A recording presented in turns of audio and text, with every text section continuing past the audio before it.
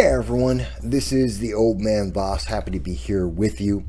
And today I'm going to be talking to you about the TV show Maul, Shadow Lord. And that's on Disney Plus. Now, my birthday was this week, and this weekend I had a little time to actually just kick back.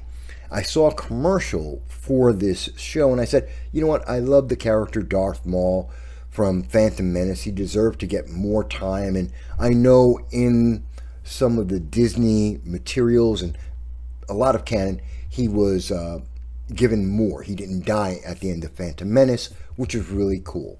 And I know he has a canonical end right before Episode 4, New Hope. He confronts Ben Kenobi on Tatooine, and that's his end. So he has a time period that he's in, and I'm glad he got more development. And we know he was in the Clone Wars and a few other things, especially with Dave Filoni. Now, to watch this series, one thing you have to know up front is there's about 8 different movies / TV shows or animated shows that you should watch or have seen first to fully understand everything that's going to happen in this TV series, this animated TV series, because you're not going to understand it all. I've only seen 3 of them, 3 movie TV shows, and I saw 1 episode of Ahsoka, or half an episode of Ahsoka. So I really don't understand it because there's a lot of Filoni verse that's involved here, like from the TV show Rebels. I've never seen it. There's at least 2 other programs. I don't even know if there was a movie or a TV show, but 2 other things that I've never even heard of that came from Disney Plus that are part of this series. So you're not, if you're like me, you have no idea what those things were. No one ever talked about them. You'll have no idea. So you're going to be lost on a couple of the characters, a little bit of the background. That's just the way it is. Now, before I get into the plot and how I felt about that, let me mention, first of all, I think the thing that struck me immediately is the artwork, which is CGI, mostly computer graphics. And sometimes in the computer graphics, it's beautiful. It's got some of the wide shots, are showing you the cityscape. Beautiful. Really great. Definitely inspired by, I don't know, maybe Judge Dredd, the Dredd movie, a little bit from Blade Runner, it looks like, or maybe Ghost in the Shell, or maybe a little bit of a combination, and depending on which scene, looks like it could be any one of those or a combination of all of them put together, and it comes across like that. Not like Star Wars. It's more like a Blade Runner or a Ghost in the Shell, Dread. It's definitely got that kind of vibe in a bunch of the scenes. Dark, noir, a lot of neon, a lot of tall buildings. It even has an element of the Fifth Element in it, where the deeper you go into the cityscape, you get to the old city, the sewers and areas that most people don't normally go to or ever see, where the dregs of humanity would be. So it's got a little bit of all of those elements in it in terms of the artwork. And it's a nice flavor most of the time. The problem is the computer graphics are glitchy. It's so inconsistent. Sometimes you'll see a character, like the main character, one of the main characters, the Twi'lek. Sometimes her head looks like it's the size of the moon. Sometimes she looks like she's older, and sometimes she looks like she's younger. She's supposed to be young, kind of like teenagerish. But sometimes she looks, the way she's framed, the lighting, the way she's being drawn, she can look very old, like a 20, 30, 40-year-old woman, but yet she's not. I mean, sometimes she looks like she's 40 and just a dwarf. For a Twi'lek, she just looks like a really dwarfish Twi'lek rather than a grown adult, but she's supposed to be young. So it's very inconsistent with the artwork in that way. Sometimes it's inconsistent in that you'll get close-ups of Darth Maul, and in one frame he'll look fine, and in the next frame he looks very glitchy, very unfinished. Even his skin will look blotchy. So instead of having his tattoos on his body, it looks like it's makeup, and it looks like it's improperly put on. Like there's spots of spaces on it. It looks bad. It just looks really bad. And some of the lines are not clean in terms of the artwork. It looks like it's almost vibrating. It's a bad look. And you have that, and these are the two main characters, the Twi'lek and Darth Maul, and they're definitely affected by it. But then there's even another level of inconsistency where sometimes, depending on the angle and depending on whether it's a mid shot or a close-up, you'll have scenes that look like The Sims, the video game, like the second generation of the video game The Sims. Very plasticky, very fake looking, not looking like humans or even aliens. It just looks bad. It's like PlayStation 2 type of graphics. It looks really bad. This is more obvious. There was one huge scene, I think, in the second episode, in the police station, just horrendous. When one of the police captain that we're following in the story, he speaks to his apparent superior, who is of course a woman, and she's, dressing him down, and she looks video game horrible. I mean, just really bad and ugly. And by the way, yes, it's a trope of Disney Plus and video games, modern video games, and artwork from the West. The women tend to look ugly. Every woman in the show pretty much looks horrific to varying degrees. Some are just plain, and most are just ugly. And that's kind of sad. I don't understand why they can't draw an attractive woman.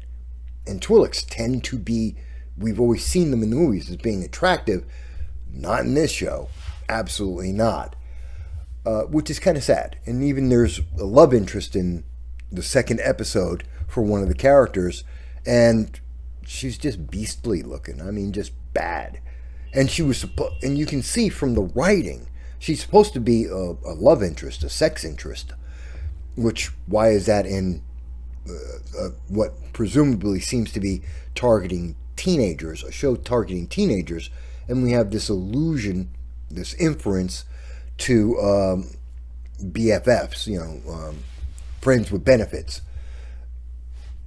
Not sure if that should be in there, and younger kids probably won't notice that reference, that inference. But if you're older, you see it, and it's pretty clear that's what they're inferring, and that's what happens. Can't say explicitly, it's not explicit, but it's definitely in there. But again, it's the artwork. It's just not consistent frame by frame, even in the same location. It's just, even in the same scene, it's just not consistent. And it definitely, the first time I didn't notice it as much. The second time through, I absolutely saw it every time, and it was annoying. It was just annoying. So not a lot of rewatchability on this show. Especially also because they use a lot of tropes as well. So moving past the art, which has a problem with it. The voice acting, not a problem. The voice acting was pretty good, except for the Twi'lek. Again, her voice actress she sounds too old. She sounds like someone who's, I don't know, in her 30s. I don't know the actress. I didn't notice who's doing the voice acting for whomever, but it definitely sounds like the Twi'lek is a woman who's a lot older than the character is supposed to be. And it just comes across very clear that it's an older person, not a young person. So Didn't like her voice actor, but everyone else's voice actor was pretty good, pretty solid, regardless of whom they were. They came across well. There's a lot of nostalgia devices in this, and I'm sure there's a lot more Easter eggs that I'm aware of because, again, I don't know, 75% of the required material to see this show and understand it all, I've never seen and I've never heard of. The characters I've never seen, I've never heard of. So there's that. But what is in there that I do recognize, they have a lot of several pulls from Darth Vader. They were trying to get the Darth Vader feel, especially Darth Vader from the ending of Rogue One. And that's the thing that it made everybody want to go and see Rogue One, is to see Darth Vader just cut loose and just rip through people. They did that a lot. They copied it at least, I think, 3 times in the first and second episodes combined. It was about 3 different times where we got that Darth Vader letting loose kind of scene, just ripping and roaring. And it's definitely done in style and a way to make you remember that ending of Rogue One, that Darth Vader scene that was so beautiful and iconic. And they're just copying that to get that same nostalgia hit, that same endorphin hit in you. And they had a couple of scenes that were kind of homage or playing off of, well, I think it was supposed to be making me remember or think of Episode 7 Disney Star Wars at the very opening when we first get to see Kylo Ren. But I was reminded of actually Episode 3, Revenge of the Jedi, and it kind of calls back to that, at least to me. But I think Disney was trying to refer back to its own Disney Star Wars rather than Episode 3. But again, Episode 7 is such a big copy of so many things from the original and the prequels that I'm not surprised it makes me think of the prequel and not Disney Star Wars. So you'll get a bunch of scenes like that. A couple scenes that make you think of Yoda in Episode 2. When he was fighting Count Dooku, there's a scene definitely aping and mimicking the Yoda scene. In fact, they have a character that's meant to make you feel like Yoda. It's the Yoda-esque character. In fact, he's smaller and green. I mean, really, guys? Really? They're just so sucking off the teat of the original and of the prequels, and they have their Yoda-like Jedi character, and you see him in the first, you see him immediately, and you just know. But to talk about the episode 1 in particular, it starts off, even with all those flaws, it starts off kind of interesting. A nice action scene, a robbery, pretty interesting. It's done well enough. And again, we've seen elements of this in other movies and other shows, but it worked. It was done well enough, and I liked it, and it caught me. I was like, okay, I'll actually watch the rest of this episode. And that's when we get immediately thrown to the girl who is everything. The girl who's important and is the universe. She's the key to everything. It's a Disney trope, and it's in this show. Now, luckily, at least in the first 2 episodes, it's not that heavy-handed. It's not that all-encompassing. But absolutely, this girl, who's the Twi'lek, is going to be essential. She's going to be a main focus of this as the series goes on. And we instantly know she's almost girl boss material. Almost girl boss material. You can see it as soon as she popped onto the screen, which is the very next scene after the intro of episode 1. We get the girl who's the key to everything. And you just knew it instantly. It was just so obvious a tell. But that being said, Her storyline is, it starts off as a B plot. And for the first episode, you really don't get, I mean, you could tell where it's going, but it's not very clear. Fair enough. But by the whole second episode is all about that B plot, which is quickly becoming the main plot. And you can see it's starting to compete with the main plot, which is the revenge plot. And that's what the whole thing's supposed to be, a revenge. Because it takes place, if I didn't mention it, it takes place somewhere after episode 1, Phantom Menace, but before episode 4, New Hope. And most likely, it feels like it's somewhere between episode 3, Revenge of the Jedi, and episode 4, New Hope, because it's definitely after Solo, the movie that Disney put out and absolutely failed, because it has Darth Maul after he had taken over the Crimson Dawn and a bunch of other criminal gangs, and then lost all of his power. He got betrayed. So it's somewhere after that, but not before New Hope, because that's when Ben Kenobi's on Tatooine, he confronts Darth Maul again, and they have their final confrontation. So we know it has to be somewhere in there. So Darth Maul is getting revenge on people he feels who betrayed him. And if you haven't seen all the material like I didn't, you're kind of lost on all that. You know what's going on, but you don't know really why or who these characters are that he's going after, or why they're important, or what planet this is taking place on, or what city that it's taking place on. None of that makes sense to you. Okay. So it works. And then we go through the first episode, which is that revenge plot, which actually the revenge plan doesn't make a lot of sense. It really doesn't. I get it. Darth Maul's a bad guy. He wants revenge. He has control of a group of Mandalorians. He has control of a group of Zabrak, which are the aliens that Darth Maul is. He's got a couple of people there with him. I think one of them is Scourge, who I think is his brother. Not really sure. But yeah, it's an alright revenge plan. His plan makes no sense whatsoever. His plan is completely convoluted.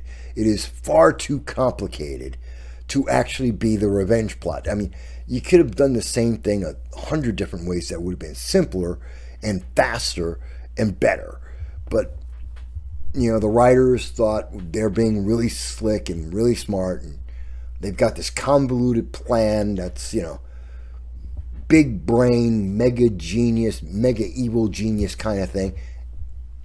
It's so paper thin, and you can see right through it, and you're ahead of the story while you're watching that. But it is what it is. It's there. And then, as I said, in episode 2, we start getting into really the Twi'lek, who's the girl, the key to everything. And her character starts questioning, you know, should I be on the light side? Should I be on the dark side? And I guess they're trying to give us a motivation, a justification for why she wants to be on the dark side, or why she's confused. She's not compelling. At least not to me, and not at this point. She might become compelling, depending on if they develop her story, and it definitely needs a lot of development. I would say it would need an entire episode, if not more, all by itself.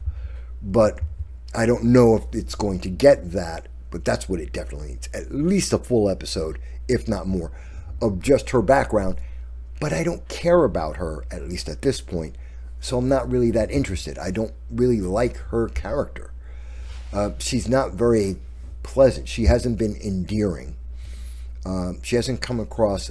she's supposed to be innocent. She doesn't come across as someone who's very innocent. At least not to me. She doesn't. She comes across as more of a brat, and maybe even a little bit entitled, than she comes across innocent. I'm not getting that vibe. I know that's what she's supposed to be, is innocent, but I'm not feeling that. I'm not getting that. Again, that may get developed in later episodes, and that may shine through more. But it's obvious that she's going to be grayish when it comes to the Force or to the storyline. She's going to be drawn to the dark side of things. You can just see that. It's obvious. And of course, that is what Darth Maul wants. Why does he want that? I have no idea. That isn't being clear. It's some kind of vision. Don't know. It doesn't make sense. But that's what the story is.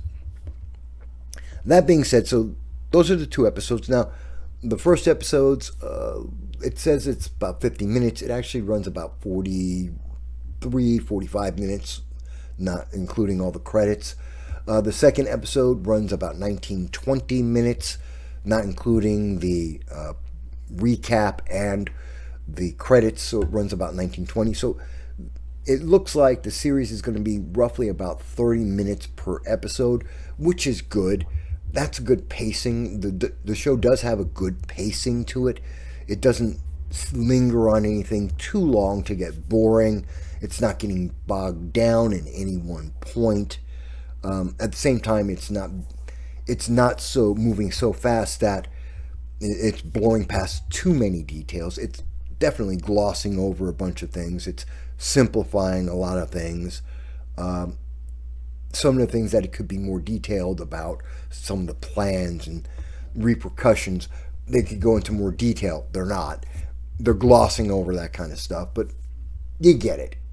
It's definitely got a decent enough pace that you can forgive where it's skipping details and exposition in one area, and when it does give you some in other areas, you're like, yeah, it's good enough. Good enough there.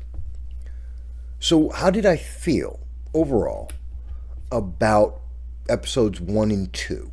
I watched it a second time because obviously I made the review, and I wanted to point out some of the things that were in there and how it made me feel overall. The first time I watched it, I enjoyed it. I thought it was kind of cool. It had some nice nostalgia bait. It had more than enough Maul in it. It had a decent amount of action and some lightsaber battles that made sense. There's a potential future, again, the Yoda character is in there, which is obviously going to be a foil against Maul, and that's kind of interesting, and what his capabilities are.